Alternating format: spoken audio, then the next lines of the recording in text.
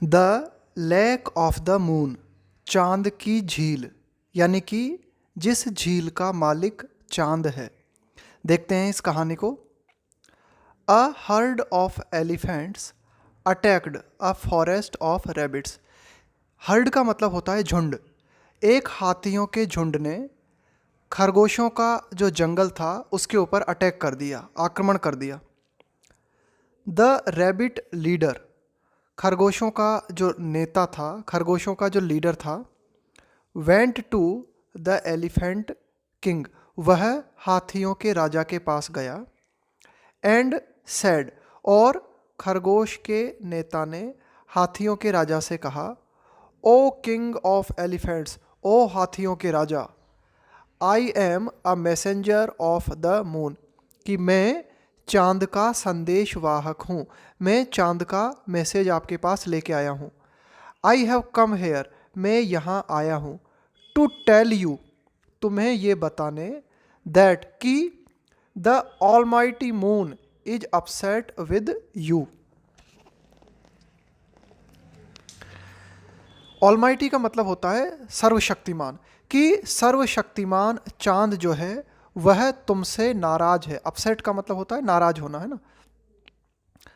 What do you mean the almighty moon is upset with me, asked the elephant king in fear.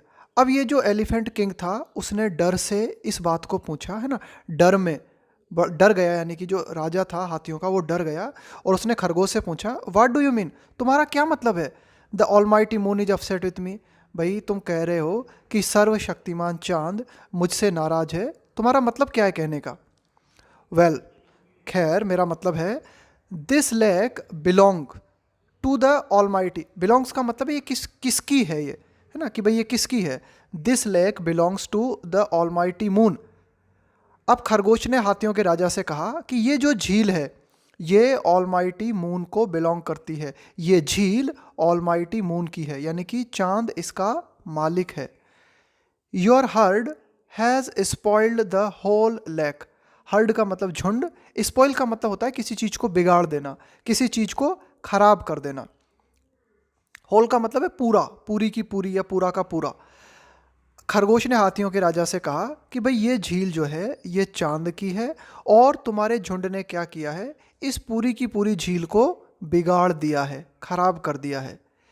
He is thinking of punishing you. Think के साथ में हम of preposition का प्रयोग करते हैं।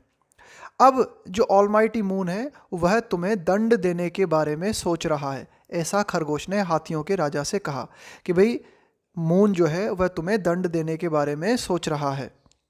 आगे देखते हैं।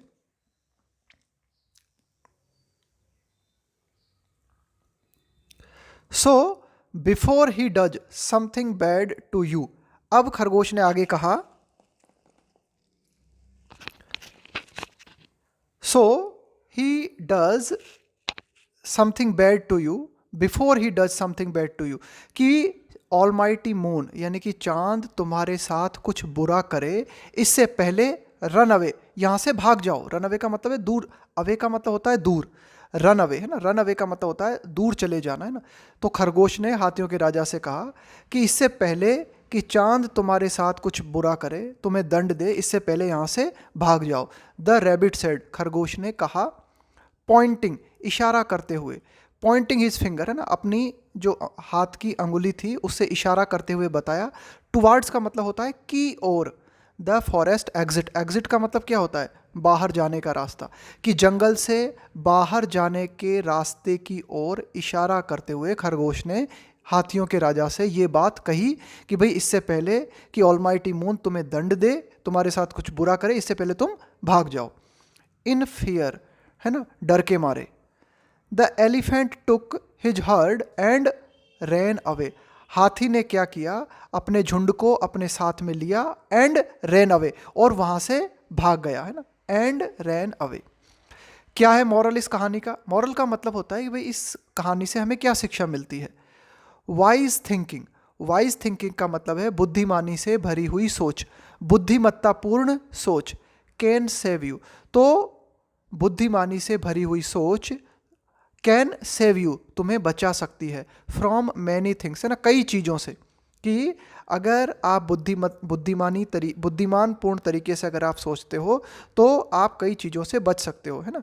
वाइज थिंकिंग, कि भाई बुद्धिमानी भरी सोच आपको कई चीज़ों से बचा सकती है। ये है इस स्टोरी का मॉरल।